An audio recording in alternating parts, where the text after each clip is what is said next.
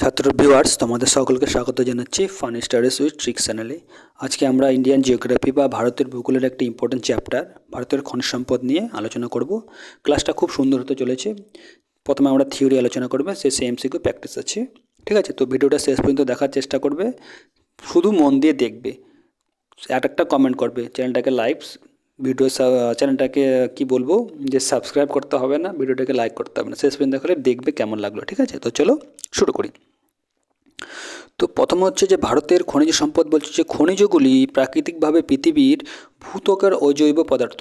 তাদের একটি আদেশকৃত অভ্যন্তরীণ গঠন এবং নির্দিষ্ট রাসায়নিক গঠন স্ফটিক ফর্ম, মানে স্ফটিক মনে হচ্ছে কেমন বলি আমরা, স্ফটিক হচ্ছে মনে পড়ছে না এই মুহূর্তে, এবং শারীরিক বৈশিষ্ট্য রয়েছে, ঠিক আছে? নেক্সট হচ্ছে যে জিওলজিক্যাল সার্ভে অফ ইন্ডিয়াকে হচ্ছে জিএসআই বলছে, এটা একটা সংস্থা, এটা সম্পর্কে যে আমরা জেনে নিই একটু। এটি 1851 সালে প্রতিষ্ঠিত হয়। কত হয়? 1851 সালে। এটি বিশ্বের প্রাচীনতম সংস্থাগুলির মধ্যে একটি। এটি একটি বৈজ্ঞানিক সংস্থা। জিএসআই এর সদর দপ্তর কোথায় অবস্থিত? কলকাতায়। তাহলে জিএসআই এর সদর দপ্তর কোথায় অবস্থিত? কলকাতায়। আর এটা কত সালে প্রতিষ্ঠিত হয়েছিল? 1851 সালে। মনে থাকবে? নেক্সট হচ্ছে, এবার দেখি আমরা কয়লা সম্পর্কে এক এক করে যে খনিজগুলো আছে সেটা সম্পর্কে দেখব। খুব ইম্পর্টেন্ট, খুব তথ্য আছে এর মধ্যে, অহেতুক কিছু আমরা আলোচনা করে নিই, ঠিক আছে? তো বলছে কার্বনের পরিমাণের উপর ভিত্তি করে কয়লা ক ধরনের? 4 ধরনের। অ্যান্থ্রাসাইট কয়লা বলছে এটি সর্বোত্তম ধরনের কয়লা, এতে কার্বনের পরিমাণ বেশি থাকে। কত? 80 থেকে 90%। তারপরে হচ্ছে বিটুমিনাস, এই কয়লায় কার্বনের পরিমাণ কত? 65 থেকে 75%, ঠিক আছে? বলছে বেশিরভাগ বিটুমিনাস কয়লা ভারতে পাওয়া যায়। তো ভারতে বেশিরভাগ কী ধরনের কয়লা পাওয়া যায়? ওটা হচ্ছে বিটুমিনাস। যেমন হচ্ছে লিগনাইট, এটিতে কার্বনের পরিমাণ প্রায় 45 থেকে 50%। একে বাদামি কয়লা বলা হয়। তো বাদামি কয়লা কাকে বলা হয়? লিগনাইট কয়লাকে।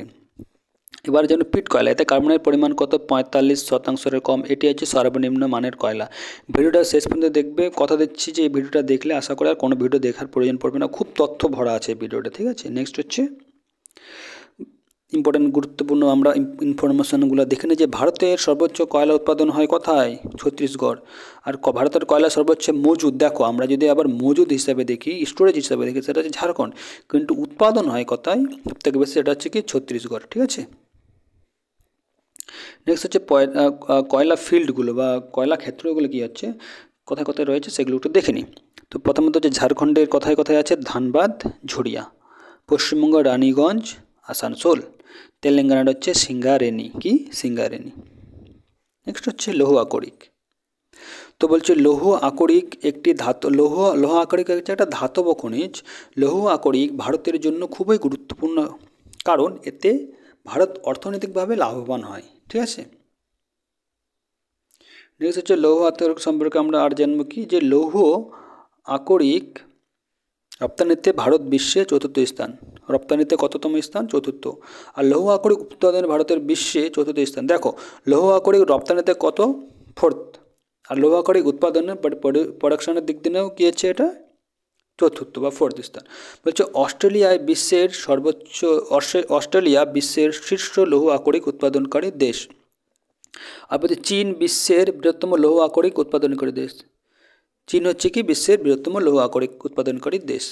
নেক্সট হচ্ছে কি, যে ভারতের লৌহ আকরিকের সর্বোচ্চ উৎপাদন কোথায় হয়? ভারতের যে আমরা রাজ্য বলি সেটা হচ্ছে উড়িষ্যায়। প্রধান খনিগুলো কোথায় কোথায় আছে? লৌহ আকরিক ফিল্ডগুলো সেটা হচ্ছে উড়িষ্যার কেওনঝড়, উড়িষ্যার সুন্দরগড়। ছত্তিশগড়ের কোথায়? বাইলাডিলা। উড়িষ্যার সুন্দরগড় আর কি কেওনঝড়, আর ছত্তিশগড়ের হচ্ছে কি? বাইলাডিলা। নেক্সট হচ্ছে টিন। বলছে ভারতের টিনের উৎপাদন সবচেয়ে বেশি হয় কোথায়? ছত্তিশগড়ে।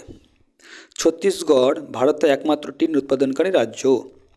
টিন অনেক শিল্প কাজে ব্যবহৃত হয়, যেমন ভবন নির্মাণে, প্রতিরক্ষার জন্য, অস্ত্র তৈরিতে, ধাতব পাত তৈরিতে ইত্যাদিতে ব্যবহৃত হয়। প্রধান যদি খনি দেখে আমরা আছে কোথায়? টিনের ছত্তিশগড়। নেক্সট হচ্ছে অভ্র।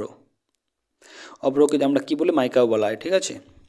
বলছে অভ্র একটি নমনীয়, হালকা, চকচকে, স্বচ্ছ স্তরযুক্ত, তাই একে ইলেকট্রোস্ট্যাটিক খনিজ বলা হয়। অভ্র খুব সহজে পড়ে না। বলছে ডায়নামো, হিটার, টেলিফোন ডায়ালের মতো বৈদ্যুতিক যন্ত্র সরঞ্জাম তৈরিতে মাইকা ব্যবহার করা হয়। ভারতের অন্ধ্রপ্রদেশে অভ্রের সবচেয়ে বেশি উৎপাদন হয়। কোথায়? অভ্রের সবচেয়ে বেশি উৎপাদন হয় অন্ধ্রপ্রদেশ। আর প্রধান খনি কি হচ্ছে? নেল্লোর। নেক্সট হচ্ছে কি? তামা। চলো তামা সম্পর্কে জেনে নিই। তামা মানব ইতিহাসে ব্যবহৃত প্রাচীনতম ধাতুগুলোর মধ্যে একটা। বৈদ্যুতিক তার, শিল্প যন্ত্রপাতি তামা থেকে তৈরি করা হয়। বলছে 2021 থেকে 22 সাল পর্যন্ত মধ্যপ্রদেশে ভারতের তামার উৎপাদন সব ছিল কত? 53%, মানে অর্ধেক করে বেশি। এবার রাজস্থান ছিল কত? 40%, মানে এই দুটো রাজ্যতে মোটামুটি 93% তামা উৎপাদন হয়েছিল। বাকি 7% কটায় অন্যান্য রাজ্য থেকে উৎপাদিত হয়েছিল।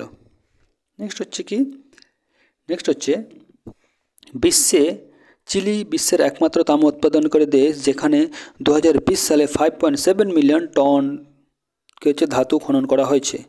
বলছে ক্ষেত্রী কপার ফিল্ড, মানে আমরা এগুলো তামার যে তোমার ফিল্ডগুলো সেগুলো হচ্ছে ক্ষেত্রী কপার ফিল্ড, যেটা রাজস্থানে অবস্থিত।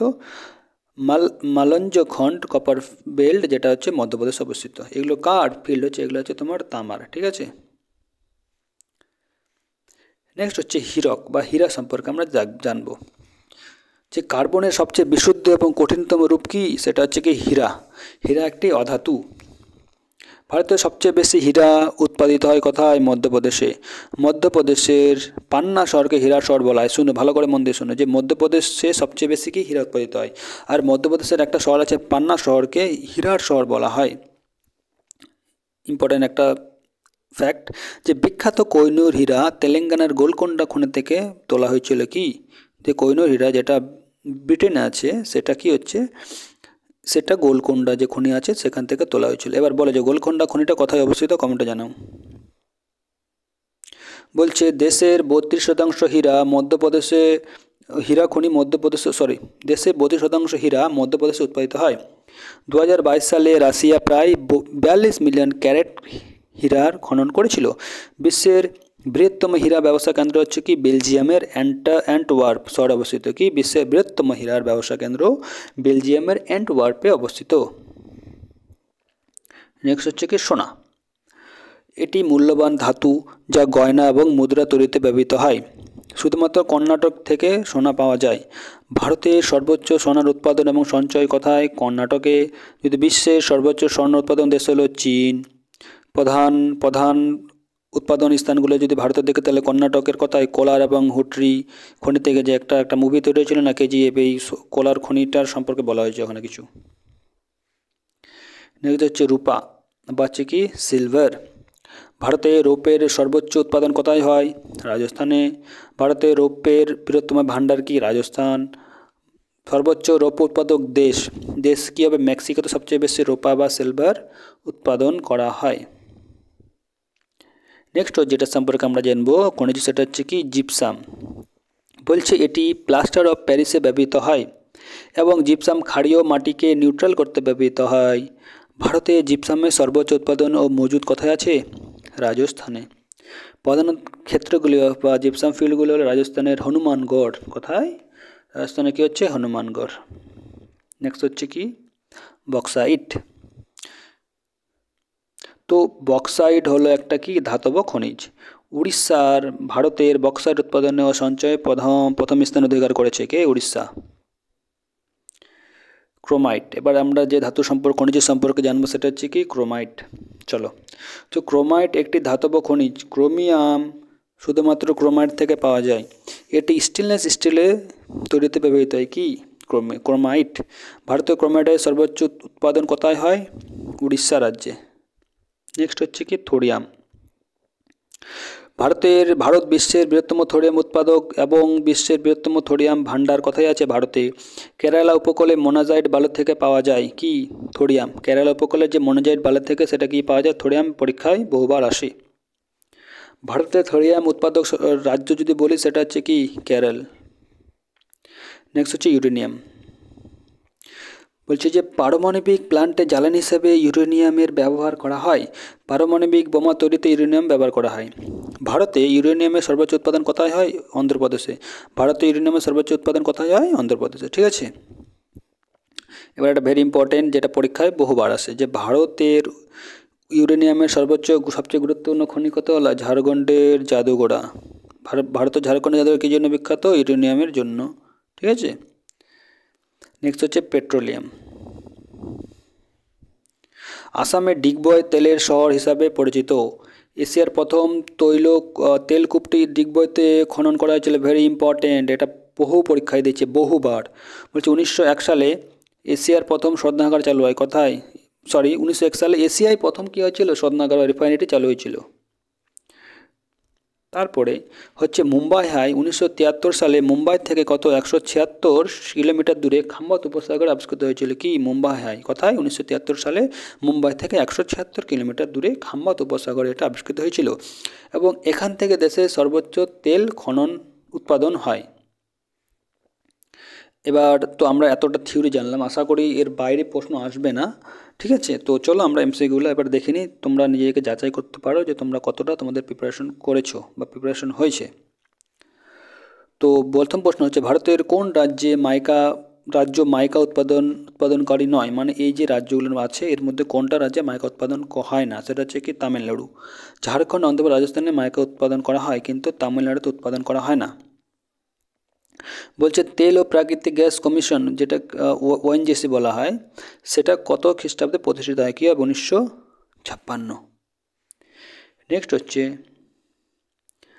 নিচের কোনটি ভারতের প্রাচীনতম তৈল শোধনাগার? এটা পারা উচিত। কী হবে? কি বলেছিলাম? অসমের ডিগবয়। ভারতের সবচেয়ে বেশি বক্সাইট উৎপাদনকারী রাজ্য কোনটি? ভারতের সবচেয়ে বেশি বক্সা উৎপাদনকারী রাজ্য কী হবে?